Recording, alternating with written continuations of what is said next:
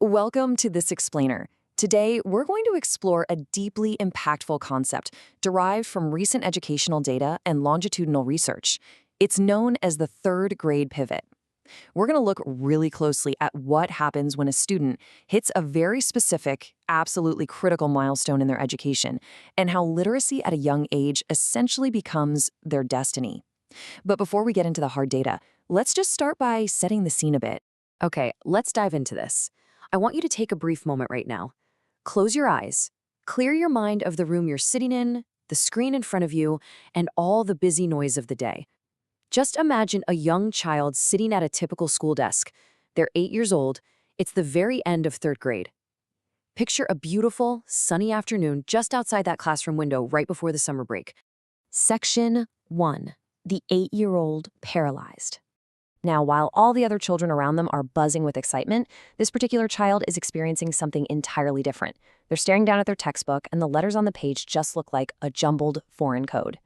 Imagine for a second the profound fear and utter confusion a child feels when they look at a page that everyone else seems to understand, but to them, it makes absolutely no sense.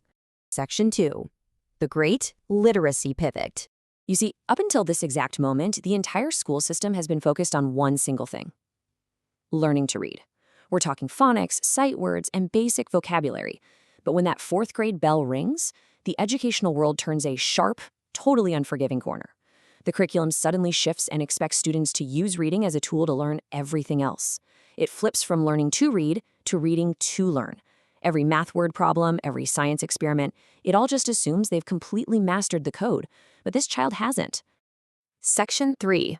The Unforgiving Statistical Gap. Now, we have to transition from the intimate story of this single child over to the cold, unforgiving macro-level data.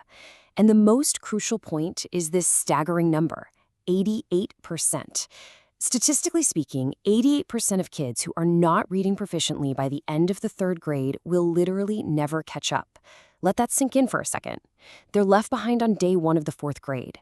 And because of the way the system pivots to reading to learn, that academic gap doesn't just stay the same, it actively widens every single year. Section 4. Pipelines to Poverty and Prison.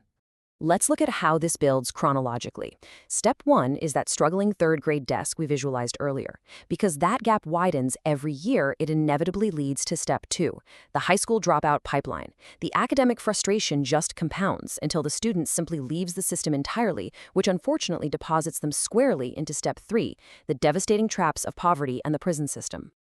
Now, what's really interesting here is how circumstances actually multiply that risk.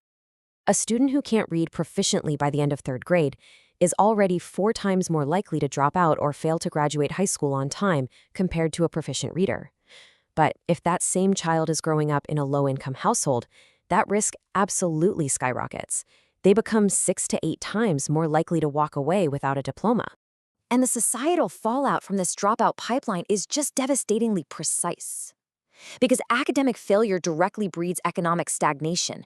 43% of adults with the lowest literacy levels live in poverty, completely struggling to secure steady employment or a living wage.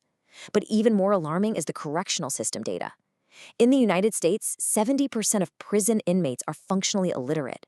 The pipeline from a struggling third grade desk to a prison cell isn't just an exaggeration.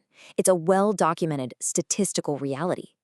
But beyond all those macro-level statistics, we have to bring this back to the daily emotional reality of the child. Think about the incredibly heavy burden they're carrying.